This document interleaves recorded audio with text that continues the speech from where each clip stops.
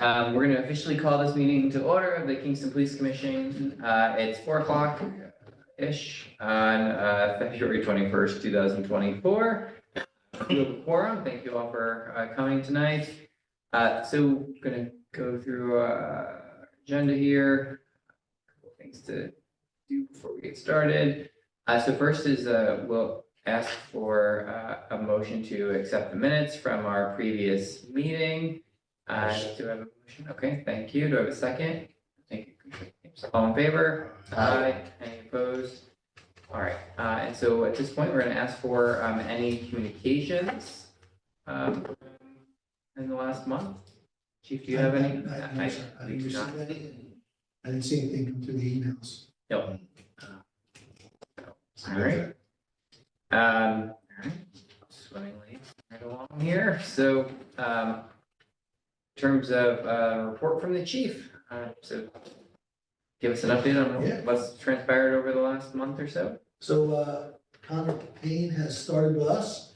He's currently working dispatch on the 8 to 4 shift. He's scheduled to go to the Broome County Police Academy beginning of the month. They'll be graduating sometime in October, and he seems very excited. He's picking up a lot of stuff. We're allowing him right now some time during the day to go through the policy manual. So he's familiar with everything down there, but it's done very well. Good. I'm glad he's working out well. Yes, sir. So, that's good. Yeah, do you have anything else? That's it. I'm pretty good. Yeah, I think one of the things I'll just mention is one of the things we've been doing, and you may have mentioned this last time, that we've been meeting with the county and the county executive's office to prepare and work on Midtown Linear Park. Last fall, in summer, there was a variety of overdoses on the Midtown Linear Park, as well as just people, doing things that were kind of not appropriate out there in the public view. And so we have been working to kind of put together a task force and have been working to bring a variety of resources with Oracle and Ulster County Mental Health and our mobile mental health team and the police department, all working to kind of get a plan in place that will kind of create a more positive environment with special events and programs and kind of encouraging people to use the trail, as well as the county is putting in additional cameras, and we've got all the lighting up and running. The county kind of put the finishing touches on last year. So we feel like going into this summer, we're going to be in a good place. And we met with some of the stakeholders, last month. And that was a really positive meeting, people who live in the neighborhood and different organizations and businesses that are right along the trail. So we had a really great dialogue. So really, we've made some really good progress. And as we head into the spring, we're going to be kind of putting all of those plans in place. Feels like it's. Yeah, as an update to that, over the weekend, we had Lieutenant Burker, who oversees our SEPTAC program. He met with the state police. He had a couple of our officers there, and he did a SEPTAC assessment of the linear park. They actually flew a small drone over top to see what the recommendations are for lighting. They're preparing work for you this week. Oh, great. So, Excellent. Good. Yeah. Our SEPTAC team has been very busy. So we've been pairing the building department with the police department, and they did some work on Aura Place to be able to, because there was lots of plants and vegetation and lighting issues on Aura Place, which is right next to the rail trail. And so they were working there, and you probably saw one of the videos that we're reviewing today. SEPTAC also visited the house, and so they work with the building department when there are issues, in the neighborhood from, kind of calls, complaints coming from one house. They kind of work together to be able to help improve the situation. So that's something that is, been pretty busy with our team, and we have a couple of officers that are trained. Yeah, and lucky for us, SEPTAC initiative that we use in Kingston is supported by the GIG grant. So any of the overtime that's generated is covered by the state. So it works out. And it's crime prevention through environmental design. So that's what SEPTAC stands for. Good. And so we didn't have any communications, and so with that, we also don't have any public here for comments, so we don't have any public comments. And I think that those are all of the things that I had for report out for me too. Does anyone have any questions for the chief about anything before we move on to new business. Yeah, Jake, as I've been riding around Kingston and see the speed cameras, I guess. Yes. They're mobile, right? The new signs? I see cameras, but. Oh, I With think also with the speed. Okay. Can they be moved? Yes, yeah, the I small. think before I left the council that they're removable. Yes. So, Yeah. how many are right now? Currently, we have 5 out Five. for testing. When we bought them, but we're putting them out. They seem to be working well. The reports, the one concern we had initially, is what would the reports look like? But they're great. They're detailed and they're perfect. So we still have capital funds for additional purchases. So it looks like we're going to be moving that way. But they are easily moved. So you don't have any plans to move what you have? You have plans to purchase more? Yeah, we can so move them. the ones that we have, we've been moving basically, the battery lasts about 2 weeks. And so they've been basically up in the same location for 2 weeks and then they move. And we've put them on over a dozen streets already in the last couple of months since we've had them. And so they've been very helpful in gathering data. Okay. Yeah. Just notice something more riding around. Yeah, they're great. They're perfect. They serve their purpose and they're great. People like them. And so in terms of new business, where do you want to talk about the policy? Do you want to do that now? You can, sure. That's new business. Yes, Yeah. yeah. Yeah. So one of the things that we, as cannabis was allowed in New York State, we, as a department and as a city, are working to kind of update all of our policies related to cannabis. And one of the policies that we have for this department, but also for some of our other agencies, is that cannabis generally was something that was tested for when we had our kind of random drug and alcohol screenings that we would do. And for the police department, one of the things that is still in their old policy is that was included. And so, right now, under state law, cannabis is obviously legal to use, but obviously not on the job. But we do want to be able to clarify, though, our policy when it comes to testing, because cannabis is not something that your body quickly. And so you can, on the weekend or on a couple of days off, use cannabis and then a few days later still test positive for cannabis. And so it puts employers in a really difficult situation when that happens, and as well as the employee, because then you have a question of unknowns there.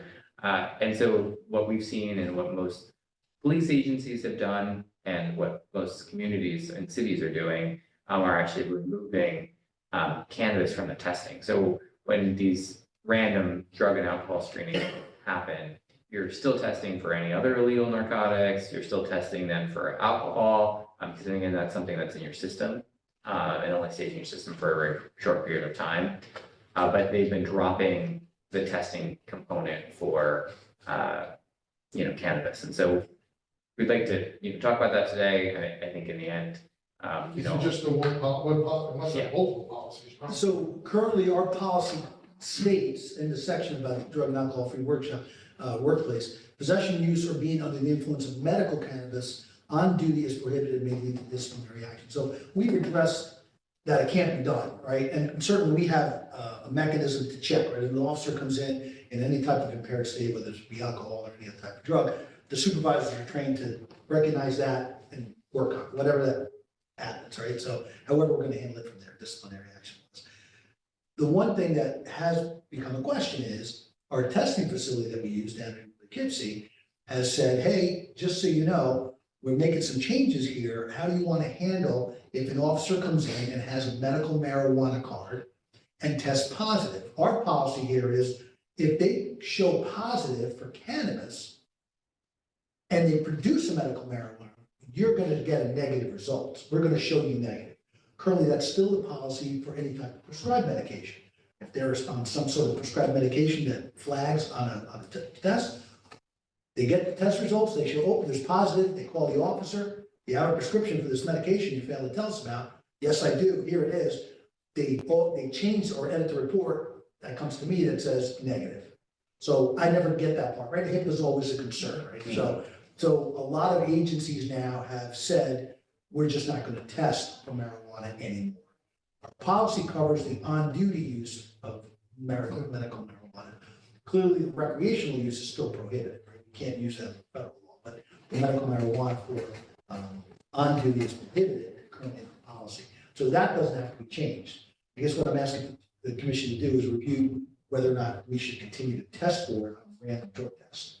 Yeah, it's interesting because we go through the DOT, same thing, with the drivers, with commercial driver's licenses, they're still testing for it. And it's interesting because it is legal. And I would say if we take it out, which I think it does make sense to take it out, if it's legal, come on. But we need to take it out of our application process as well. Okay. And not do it, not, when we Yes.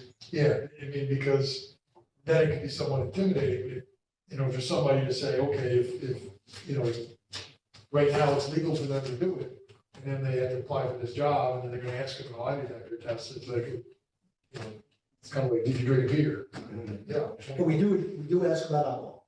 When's the last time you were in the influence of alcohol or? And abusive manner, it's like, how many, I think the way we ask it is publicly intoxicated, driving under the influence, that's different, I'm not suggesting that.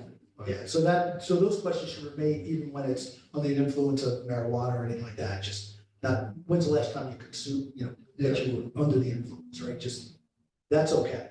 To just specifically ask whether they drove under the influence or, Yeah, okay. right? Yeah, That's what I see, because it wouldn't really be appropriate anymore to just say, when's the last time you had a beer?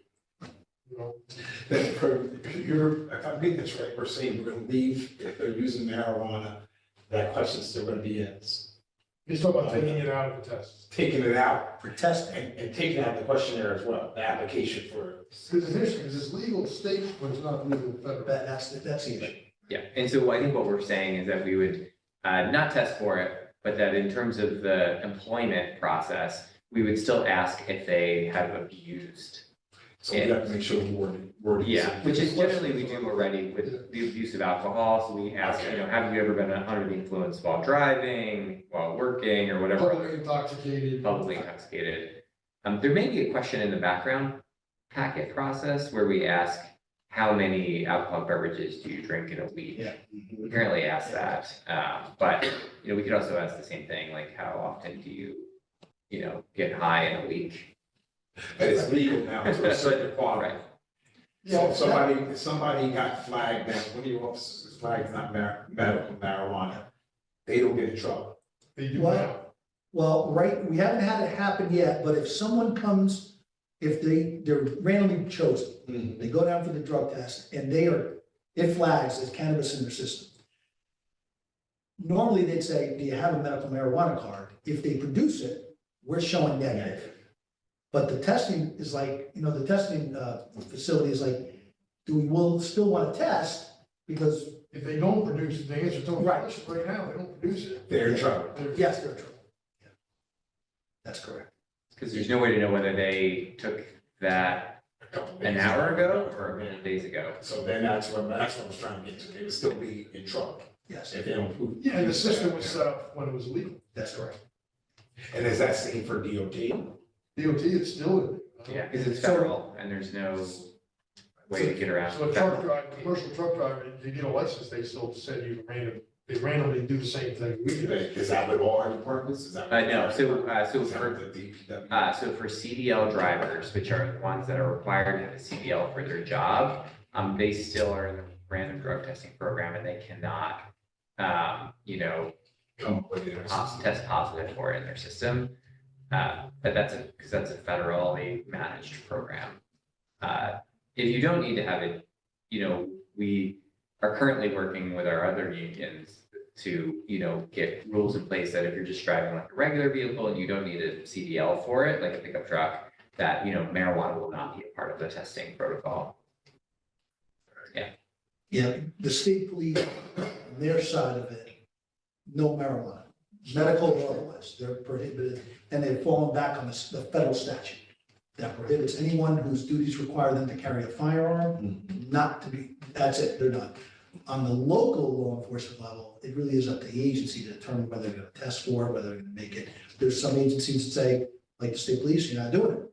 And there's others that are either not testing or allowing it, but there's some of them are specific. You can't have consumed it within 4 days of coming on the job for your, so it's, Is they're there trying to regulate. accreditation state or federal? What's that? Is your Department of Accreditation a state? State accreditation. So what do they say? There Doesn't, is, so we've what asked, affect us? there's no model policy at the state level. All we know is what the Department of Labor, and we included that in your online information we sent, but they basically say that employers should not be asking or testing for it, in essence. It's not a fair, because it's legal, it's really not fair to kind of discriminate against those folks who use kind of a legal product. So. Yeah, it's definitely a gray area when it comes to the cops, because federally, the question isn't very clear. Even legal experts have not said, it's right there, black and white. That's not the case. It is a very difficult, and on top of it, because there's medical marijuana, there's a HIPAA requirement as well for the confidentiality part of it. So, like I said, our policy is good on our end of it. We don't have to change that, right? They're not allowed to use medical marijuana on duty. However, testing is what came up. That's what generated this whole discussion. Yeah, they can't use alcohol, marijuana, or anything on it. Yeah, like I said, just to make everyone clear, if someone comes to work and they are under the influence of anything at all, the supervisors during lineup are well aware of what's going on, right? They don't trust it appropriately, so. Okay. Yeah, so is there a threshold? Like, if you just did it, it's gonna be stronger than if you did it 4 days ago, correct? On the testing itself, one, we won't be, it sounds like we're going in that direction. Yeah. Two, there's really no way to quantify marijuana in your bloodstream. So you can't say, oh, you had it 2 hours ago. Doesn't work that way. 4 days ago. It could be in the system for a while. That's why once the legalization of cannabis occurred, there was a huge addition at the state level for DREs, drug recognition experts. Because just the fact that you can smell marijuana in a car doesn't mean there's probable cause to enter that car, like it was 10 years ago, 15 years ago, that was common, right? That's smell marijuana, get in the car. Now, that's not the case. You smell marijuana, you're checking, the passenger can be high. They can't be using it in the car while it's being driven, right? That's the law, but the driver, you can test them, right? You know, go through. So is there a threshold for them? Like, I know you said you can recognize it, but is it like a blood test? No, just a regular, no different than step out of the Perform car. all your functions. Yeah. Yes, so one of our officers pulls someone over. Yep. How do you determine to ticket or not ticket, or how? Well, if there's, so they enter it from standardized field sobriety to start, and if they realize, it's not alcohol, but there's something, because they get trained in the academy, then they'll call one of our DREs. And currently we have, the Detective DeFrance is our DRE down there, or there's numerous state police officers troopers that. So then, let's assume Officer Detective DeFrance says, I believe he's under the influence, high. We issued a ticket, and how, there's still no measurable, so when he goes to court, the DA does it based on just the The assessment. observations of the assessment, yeah. That's interesting, Yeah, there's no measurement. Yeah, it's not like a breathalyzer. which is a When you measurement. breathe, you say, oh, it's a 1.8, 0.18. No, that's not the case. So I imagine it'd be a little harder to Mm. prosecute without a hard. Yeah, well, that's why the DRE, the class itself, the certification is difficult. It's 2 weeks of classroom and then 1 week where you're actually, I think with France, we flew them down to Arizona for a week. As part of it, it was all, right? But yeah, it was all covered. And basically, that's what you do. You test people who are under the influence. And I really admittedly don't know enough about that part of it. My limit was the SFST, but yeah, so there's definitely a science behind it. And at that point, the officer testifies, observations, everything's being recorded on the body camera, so it's easy to show in court. But the quantification of the amount of marijuana that's still in the system and those effects, they're not there. There's no way to do that. So what happens when there's an incident with an officer? They get tested? So our current policy, our current I'm contract, talking about in line of duty, if somebody gets hurt because of their involvement. Do they get tested for alcohol and drugs after the incident and stuff? as of 2019, the mayor negotiated with the union to have an employee involved in an on-duty shooting or an on-duty auto accident or serious injury is sustained by a civilian or the employee may be drug tested as set forth. So the policy does, or I should say policy, the collective bargaining agreement says that officers can be tested if those things result, And as the case. so then there's disciplinary if they determine there's something in your system. Correct. Okay.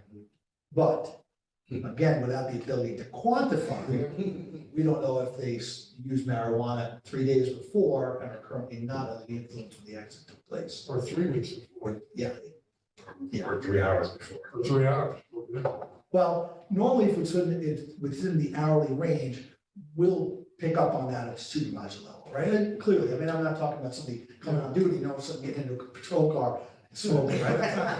But, usually, I believe that that's, just, and it really is the well-being of the officers when they come in, right? Whether it's alcohol, whether it's cannabis, whether they're exhausted. If an officer comes to work and they're just worn down, supervisor right away comes through the doors and say, oh, come here, you're not fit for duty. So, but that's the case. And like I said, the big thing is really more on the legal side. And I've tried to do as much research as I can, and there is no one answer to this. It really falls within each community to decide how they're going to allow their officers to act. And like I said, the question for me was really more of the testing part of it. Was it puts the testing lab in a position, kind of puts us in a position, because it'll be a negative as long as they produce. If an officer gets tested and it shows positive and he can't produce a card, you're gonna move to fire the officer, which really shouldn't happen because it's legal, Yeah. right? So, but he can't come to work under the influence. All right, so you're gonna change it. Yes, so I think our motion today would basically just to be able to, authorize us to, drop the testing Totally procedure. with the policies, bring it up in one and do it next. Well, this isn't a policy, Oh, so this is really more operations. Yeah. Procedural. Yeah, that's all it is. There's nothing in It's here. really, about- we wanted to just get your buy-in for this. There's no policy related to the testing procedure. It's really just, Practice, it was Practice. procedural, so then we should make that same adjustment. Yeah. I'll be glad to make a motion, take it up, and also take it out of The questionnaires. the questionnaire. Yeah, so I'll do the questionnaires and then send them out to everybody, Yeah. just for review, so we can make sure that that's the case for the next meeting. So, absolutely. so a motion from Brad, a second from Tony, all in favor? Aye, any opposed? Great. Yeah. Some people probably in the past didn't get hired because of that question. Yeah, I mean, I don't know. I mean, usually it's like I don't know how bad you're looking at it, what they actually say on it. at least not during my tenure, but maybe before. Yeah, Well, currently, it just comes down to whether they tell them the truth. yeah, that's true. Yeah. I Yeah, think recently, yeah, if you just say it before the, I guess, before the detector, the lie detectors, then they, okay, you've been forthcoming. I mean, people have admitted to marijuana use and said, yeah, I did it, when I was 18 years old or 20 years old, and I haven't done it since. And, even with a polygraph, it proves that they were telling the truth, right? So the You use always of met the measure of it. Yeah, I mean, this really, the use of the polygraph is just to determine honesty in the questionnaire. There have been a couple of occasions where their honesty has revealed some criminal behavior, but that's far few. That's really what it comes down to, so. That's what we have for new business today. I don't know with nothing else. So today, the only other thing we have for executive session is review a couple of complaints that we've received. And so I think we would motion into executive session to review those complaints. Commissioner May, do I have a second? Commissioner Davis, all in favor? Aye. Any opposed? We close this door and turn it. Yeah. All right, so I'd like to ask for a motion to exit executive session. Commissioner Mapes, do I have a second? Commissioner Bowden, all in favor? Aye. Any opposed? All right. So coming out of executive session, we had reviewed a couple of complaints that we received over the last month or so. And so I'd like to ask for a motion related to complaint 2024-1. Tony? The commission has discussed this and we find it unfounded. Okay, do I have a second for that? So, Thank you, Commissioner Mapes. Aye, any opposed? All right, so up next, we have another one, 2024-2. Yeah, we're gonna keep going. Go ahead, Commissioner. We discussed this and we exonerated it. Okay.